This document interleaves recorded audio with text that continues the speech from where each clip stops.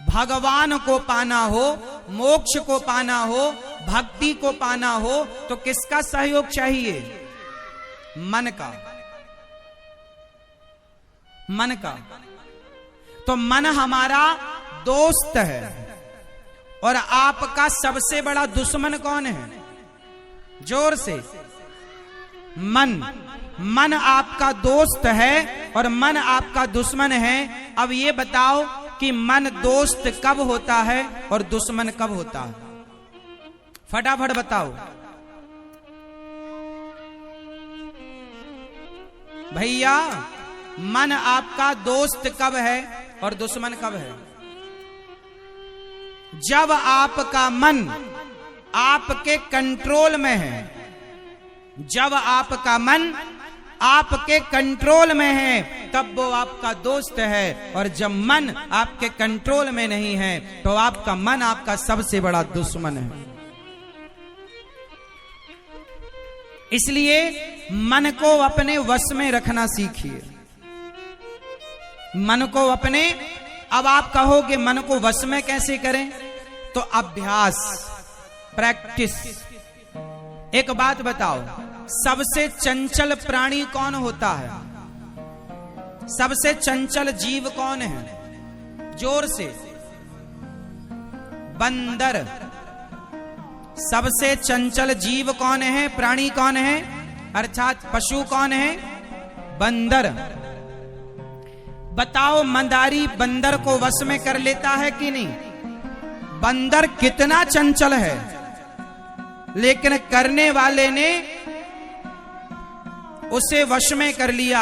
अब बताओ बंदर को बंदारी ने वश में कैसे किया? प्रैक्टिस, अभ्यास। एक दिन में क्या बंदर वश में हुआ? तो क्या एक महीने में हुआ? मंदारी को कम से कम 6 महीने लग जाते हैं, साल लग जाता है उस बंदर को अपने कंट्रोल में करने के लिए। लेकिन कोशिश करता रहता है मंदारी, तो एक दिन बंदर उसके इशारों पर नाचता है। सोचिए कि सबसे चंचल बंदर है। यदि बंदर को वश में किया जा सकता है तो मन को वश में क्यों नहीं किया जा सकता? किया जा सकता है, पर कैसे? प्रैक्टिस, अभ्यास, धीरे धीरे धीरे धीरे। आप कहते हो महाराज जी हमारा मन नहीं लगता कथा में, पूजा में, पाठ में। मन नहीं लगे तो भी लगाओ, तो भी करो पूजा। आज नहीं लगता, कल नहीं लगता, एक दिन जब आप लगाते रहेंगे तो मन की थोड़ी चलेगी। मन आपका गुलाम है। अच्छा बताओ, आप मन के गुलाम हैं या मन आपका गुलाम है?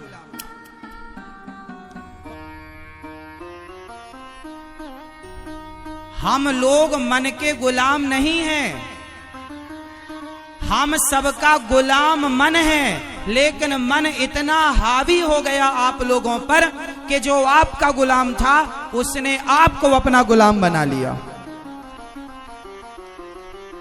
हावी हो गया आप पर। इसलिए आप अपने मन को अपना गुलाम बना के रखो, उसके गुलाम ना बनो। यदि आप उसके गुलाम बन गए तो मन आपसे गलत काम कराएगा। चोर जो है ये मन का गुलाम है, इसलिए तो इसका मन इससे चोरी कराता है। बलात्कारी ये मन का गुलाम है, इसलिए इसका मन इससे बलात्कार कराता है। यदि मन पर कंट्रोल होगा जिसका, क्या वो कभी बलात्कार करेगा? जिसका मन उसके कंट्रोल में होगा क्या वो कभी चोरी करेगा? इसलिए मन को गुलाम बनाओ, मन के गुलाम बनो मत। बड़े बड़े ऋषि मुनि अपने मन को अपना गुलाम बनाते हैं। मन कहता है, अच्छा बताओ मन की बात मानना सही है कि गलत है? जोर से। मन की बात मान लेना सही है या गलत? सही है? पीछे वाले भैया बताओ, सही है गलत है? ओ मैया कुर्सी पे बैठी हो, मैया ऐसे बैठी हो, बताओ, मन की बात मानना सही है कि गलत है? सही है। अब बताओ आप, मन की बात मानना सही है कि गलत है? सही है? बोलो हाँ या ना। सही है? ये दादाजी कह रहे हैं सही है। बुढ़ापे में कम से कम ठीक ठीक बोलो। मन की बात मानोगे तो मन, रावण ने मन की बात मान ली तो सीता मैया को चुरा के ले आया। और आप भी मन की बात मान रहे हो।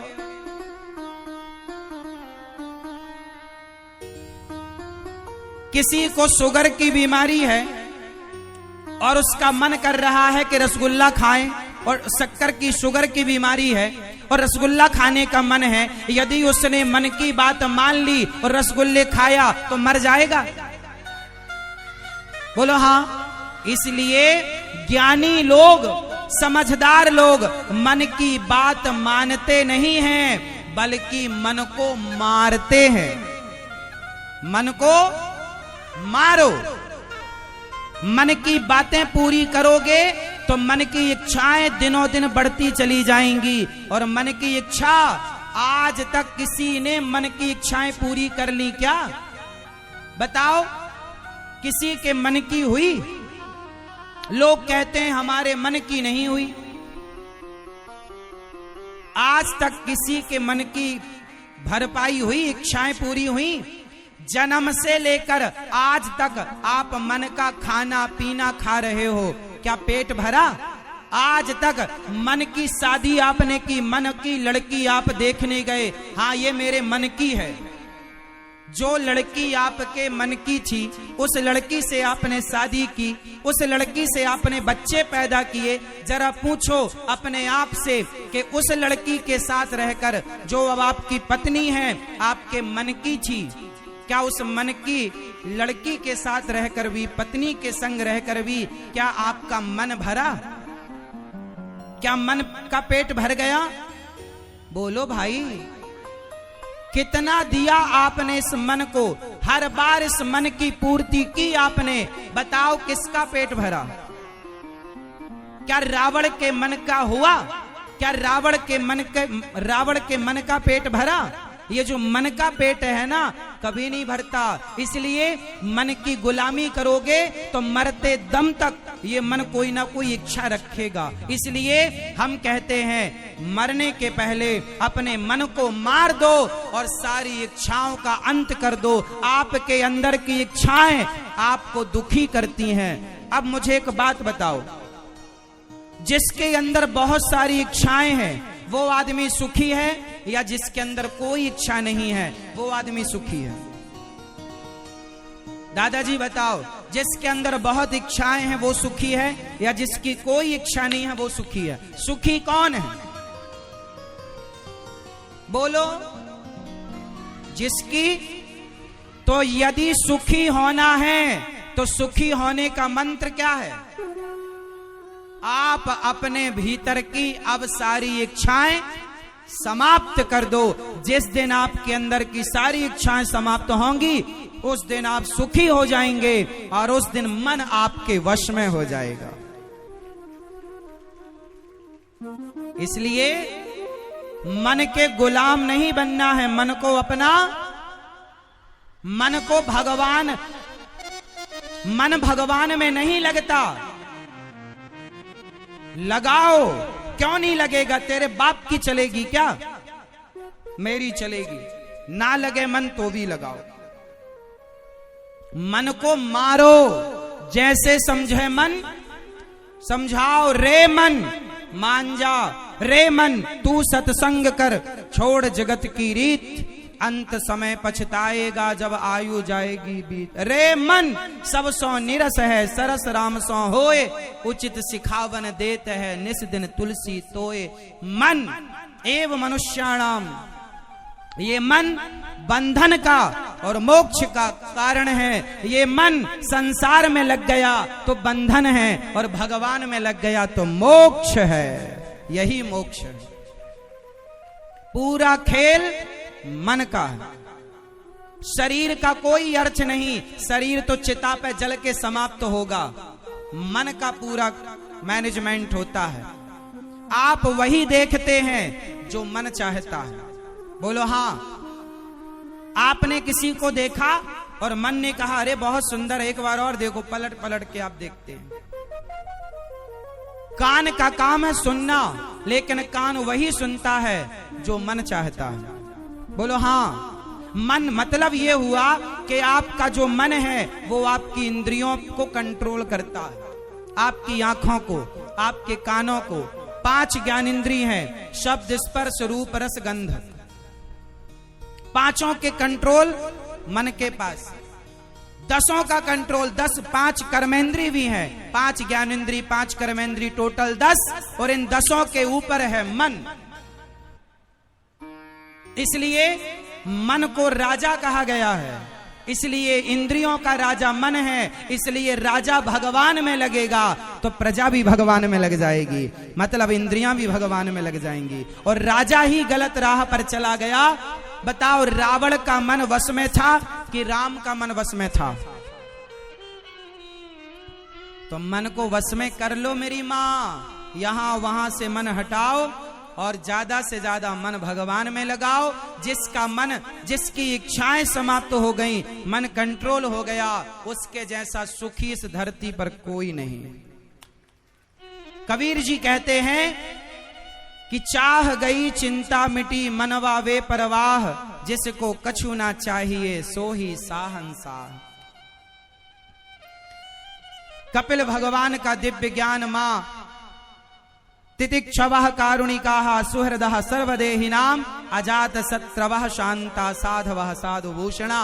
मन को वश में करना है, संतों की संगति से मन को जोड़ो, सत्संग करो। आपका मन वश में नहीं है तो कहो कि मेरा मन वश में नहीं है। आपका मन वश में नहीं है, पर आप क्या कहते हैं?